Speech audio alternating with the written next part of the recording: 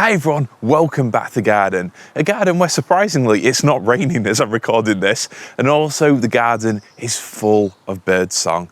Just so magnificent, hearing the pigeons, the blackbirds, the starlings and everything else enjoying this time of year. I say enjoying, they're putting up with it anyway. But the garden itself, there's plenty of magnificent exotic evergreens. A lot of the summer colour is just about fading now, but there's still a surprising amount of green in the garden as we haven't had any really severe frost yet. But in today's video, I want to talk about 5 more evergreen plants I'll be adding to my garden here. Some small, some tall, but all magnificent, all structural and all beautiful all the way through the year. So let's get into it.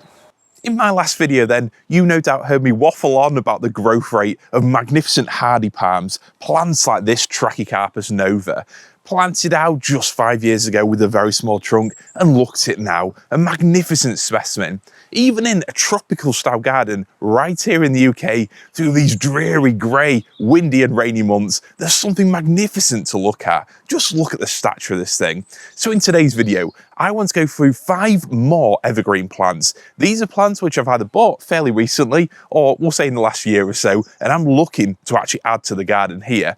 Yes, just like last week's video, this is a very quick video, put together with absolutely no time whatsoever, but I think you'll enjoy some of the exciting plants. And coming up over the next few weeks, there might be a few more videos going through my projects for this next year, and you'll see exactly where these beautiful plants are going. So let's get on to the first one. In terms of the first plant then, well, one of you got in touch with me recently to ask if I could make a video about how to create a jungle canopy. It's quite a tricky subject and something that every garden's going to be completely different. The plants they choose, the space you've got to play with, and the real sense of immersion that you want to create. But there's no doubt that for me, when it comes to creating a proper canopy, a proper jungle feel to your garden, you've got to go with the evergreens. Probably the best example of this, Dr. Simon Alpin's fantastic Sheffield jungle. Truly an immersive, beautiful, authentic jungle feeling space, an incredible garden with so many big, just giant, really mature, established evergreen exotics. Plants like the Schefflers, plants like the Trachycarpus. And today I've got another one to add to your list. This one doesn't go quite as large as the Scheffler. In the UK, generally speaking, it's a slow growing shrub. So we'll say a large shrub / small tree. And it's none other than this here. This is Trochodendron aralioides, which is a fantastic evergreen shrub. Just look at it. It almost has that mature ivy look to it, doesn't it? When the ivy becomes arborescent and you get those beautiful soft round leaves to it. A gorgeous looking thing. This is an evergreen shrub. Coming from Taiwan, it's perfectly hardy here in the UK. It prefers semi-shade, like a lot of the aralias tend to do. But this one, it's got a beautiful arrangement for leaves. This, I believe, came from Desert to Jungle originally. It was a present from Mark Goodlad of Mark's Crazy Tiki Garden fame around a year or so ago. I potted it up, and to be honest with you, it actually started to look a bit ropey. Late last winter, early springtime, the leaves started to turn yellow, but then in spring, we've got this magnificent flush of these dark green leaves. So this shrub really encapsulates for me one great tip for creating a proper jungle style garden. And that's that every tree, every shrub in your garden has to look a little bit exotic to play into the theme. For me, plants like these Schefflers here, there's something about the exotic nature of them, the way they wind themselves up to the canopy, the leaves, that beautiful arrangement, it's just something you don't see here in the UK. And I would argue that this fits in with the same thing. You've got that beautiful spiral of leaves there, gorgeous glossiness, and these, with them being evergreen, persist all the way through the year. So for me, plants like this, great for the back of a border, great if you've got a large space to play with. If you've got a woodland style garden and fancy adding a little exotic twist to it, I think this is a fantastic choice. I should obviously say evergreen doesn't just mean static. It doesn't mean dull, boring and a plant which just persists through the year. This has got a continual display of interest. You've got the changing colour of the leaves, you've got flowers, you've got the fruits there, the berries. This, also known as the wheel tree, is a magnificent plant. Yes, it's a little subtle, but I think when you mix this in with some of the other evergreens we're going to talk about, and the other beauties I've got here in my garden, I think this will really perform. So a beautiful plant if you've got a shady garden, a woodland style garden, if you've got really rich fertile soil, maybe something to go under existing large mature trees to really bring that sense of an exotic canopy down towards the ground, I think this will be a fantastic choice. But there's more to come, more plants from Asia and more exotics that you want to grow in your garden. Next up then, we've got another plant that some of you might have actually heard of. This is a Nandina domestica, a beautiful suckering plant. This one grows to around 2 meters tall, so not much taller than it is now. This is quite a mature plant already. I bought this from Crûg Farm with some of the plants that I showed you early in autumn, and I think it's a beautiful thing. You can get hold of Nandina domestica as that blackbird flies off. You can get hold of them from most garden centres and nurseries. There's a few special forms. This one is actually a collection made by Crûg Farm over from Japan. I think it's a lovely looking thing. I mean, with this, you've got the green leaves, obviously, but they are flushed with this beautiful red colour there, which adds a beautiful contrast. And at this time of the year, you really see those pops of colour, don't you? When the rest of the garden is just brown and muddy, like mine definitely is at the minute, having those little tinge of colour really pop out. You've also got the flowers, and then you've got gorgeous red berries. So a beautiful evergreen shrub. Like I said, it's a suckering shrub, so it will spread quite nicely. How then would I use a plant like this in the garden? Well, that Trochodendron is supposed to very slowly grow into a beautiful, elegant tree. So something like that needs a bit of space around it. Eventually, it could grow to around 3 meters wide, potentially about the same tall. So with something that likes to get quite wide and spreading, you really need to give it the space to appreciate that shape, which might be a little bit tricky in my garden here. But plants like this here, which sort of scramble and sprawl the way upwards, I think these are a lot easier to fit into a jungle style border. So if I wanted to, I could plant this somewhere at the back of this row of Trachycarpus here. I love plants with winding stems and beautiful foliage at the top of them because they very easily fit in at the back of a border, or particularly in quite a narrow border where you want to create that depth, that density, which really screams jungle. So I'm looking forward to getting this one out. This one, I didn't actually realise how big it would be, to be quite honest with you. It's actually a plant that lifted this autumn. I bought it a few months ago. So it came with a nice root ball, just put in a bag, and if I actually had the right space for it now, I would have put it straight in the garden in autumn and let it settle in. As it is, I've just potted it up nicely, given it this cane, and then I will possibly plant it out. Maybe over the next couple of months, I might just wait till spring. But either way, a very hardy exotic evergreen plant and something, just those little touches of colour that really bring the magic at this time of the year. But anyway, this plant grows to 2 meters tall. Let's look at another one that grows to a similar height, but with a completely different look. The next evergreen beauty in today's video also grows to around 2 by 2 meters, and it's Pittosporum tobira, tall and tough. Yes, I got this gorgeous shrub from Pan Global Plants, and this is supposed to be a very, very hardy form. You can get it from other places, but I know Nick mentioned that this one can take temperatures down to at least -17. So tough is definitely in its nature. A beautiful plant. This is a relatively slow growing plant, but unlike the other two that I've shown you, this is more of a plant for sun. It prefers good drainage, and it's also very drought tolerant when established. Obviously, when I say drought tolerant, the established bit is critical, because any plant which has come from a small pot like this definitely needs the care for the first year or so until it gets its roots down into the ground. But this beauty, once it's established, it'll reward you with this gorgeous glossy foliage and then highly fragrant flowers in summer. Yes, to me, this plant captures some of that magic that I experienced in Portugal. Walking around that golf resort, those luxury villas, beautiful places, full sun on a gorgeous day, the scent of plants like this just radiating out. What an experience. This plant here will actually be going at the sunny end of my garden, near the fire pit area. I've experimented with lots of out there evergreens in the past, some palms that weren't as hardy as I wanted. So plants like this, which capture the overall Mediterranean exotic kind of vibe, but are tough and hardy, definitely worth a shout. So if you've got a full sun garden, if you want something that complements palms and other gorgeous arid style plants well, I think this one is well worth a look. Next up then, it's a possibly predictable plant, but one that I've changed my mind on over the years. If you'd asked me maybe 6, 7, 8 years ago, how do I feel about Mahonias? Well, locally, there's a few plants around car parks, and they're wiry, shrubby things, very sprawling, and they don't really do anything for me, I'll be honest with you, as my face is probably showing.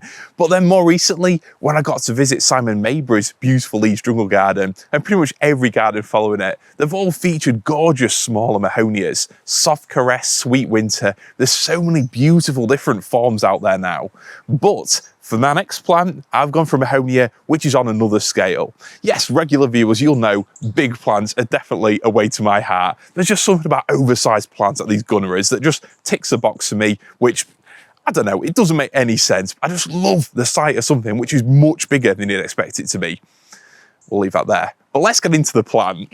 This here is Mahonia oiwakensis, which possibly isn't pronounced like that, almost definitely, but it's a beauty nonetheless. A gorgeous Mahonia. This one actually again came from Crûg Farm. And in fact, what I'll do is I'll read out their description of it and show you what really suckered me in. The sight of this rare species flowering in the autumn will be a sure showstopper, more or less guaranteed to win the hearts of gardeners. With exceptionally long leaves to almost 1 metre long, divided to as many as 14 pairs of leaflets, and large terminal inflorescences of densely packed, elongated, spreading and ascending racemes of yellow cup-scented flowers, a collection made in the high mountains of Taiwan in 1996. This is then a beautiful plant, a real dramatic evergreen. At the minute, it doesn't look like much. It almost looks like those wiry ones near the car parks, but what this will grow into will hopefully be something truly impressive. I've tried to list the plants in this video from the tallest to the smallest, but I suspect this one will actually grow over 2 meters tall. If each of these leaves gets to over 1 meter long, it will truly be a special sight indeed. Big yellow flowers. I'm really excited to see this one grow. Because it grows quite tall, I'll again be using this as one of those back of border evergreens, similarly to how I use the Trachycarpus palms here, to provide a bit of a backdrop to the summer plants in front. This one, truly a monstrous evergreen, and one I'm excited to grow here. If you can't find this exact form, there are other sorts available, and a subspecies form, which is supposed to be beautiful in its own right. But if you want a big evergreen plant with an exciting twist, sometimes your old friends Mahonia can provide that spark. What a beautiful plant. It's not all colossal plants though and monstrous evergreens. The last one I'm going to share with you is a very handy plant, an accessory plant, a lower level plant, perfect for pairing with your Trachycarpus, your beautiful exotic shrubs, your schefflers, pretty much every other plant here in my jungle garden. It's an Epimedium. Now, Epimediums are a plant which again, 5, 6, 7, 8 years ago, I couldn't really care less about, I'll be honest with you. Just a plant that grows in more woodland style gardening schemes. But the more you get into them, again, possibly Simon Maybury's garden, very inspirational here. I have more recently planted out in mine Epimedium sulphureum, planted those around 5 or 6 years ago. But this one is Epimedium wushanense.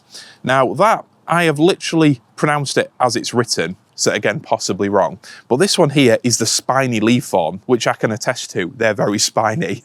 But this beauty gets much bigger than most of the standard Epimediums that you'll possibly know and love. It's a beautiful plant. Again, you've got that same glossy foliage. You've got an interesting leaf shape.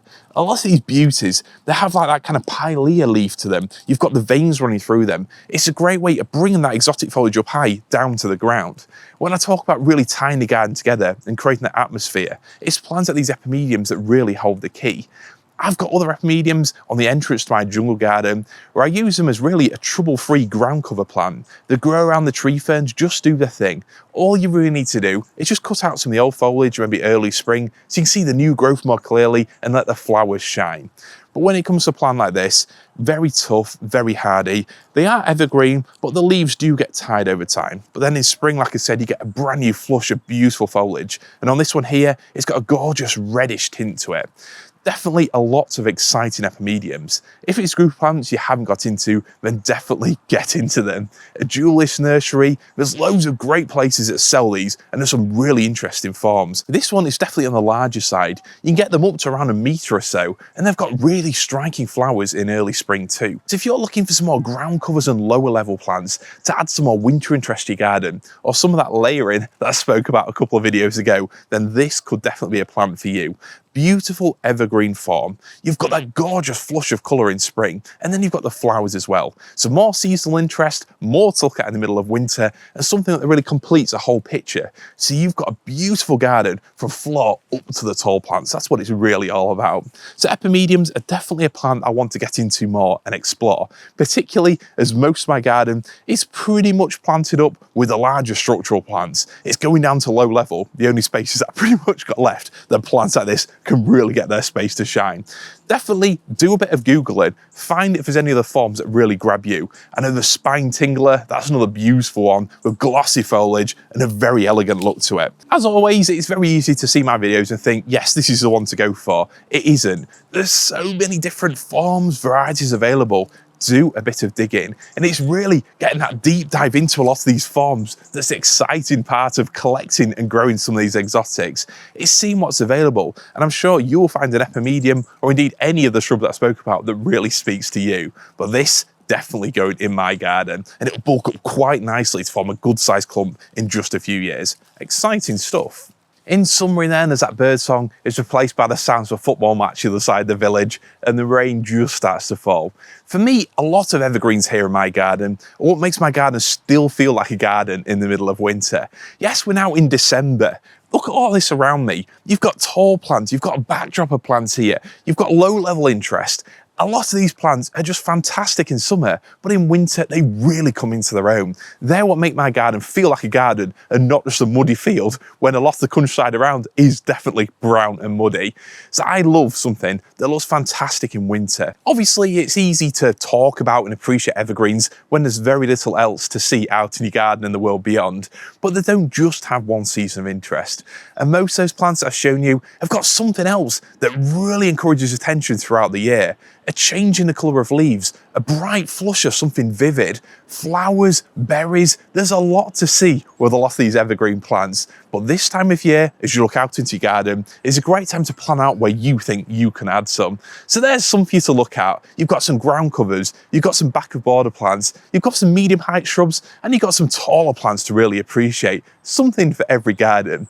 I hope you enjoyed this video. Please let me know in the comments below. Are there any other evergreen plants you've bought recently that you definitely think I should add to my garden here? Please let me know and I'll definitely consider them. So anyway, I just wanted to finish this video by saying thank you very much for everyone for persisting. These last few videos I've had to put together very, very quickly. Filmed, edited, uploaded within a couple of hours, which definitely doesn't give me the time to really make the best video that I possibly can. But I've wanted to keep there with a consistency. And apologies again if I haven't replied to your comment within the usual time frame that I aim to. I will try to get back to each and every person who's taken the time to comment. But as a reward on the horizon, I've got some videos coming up, one of which will absolutely blow your mind.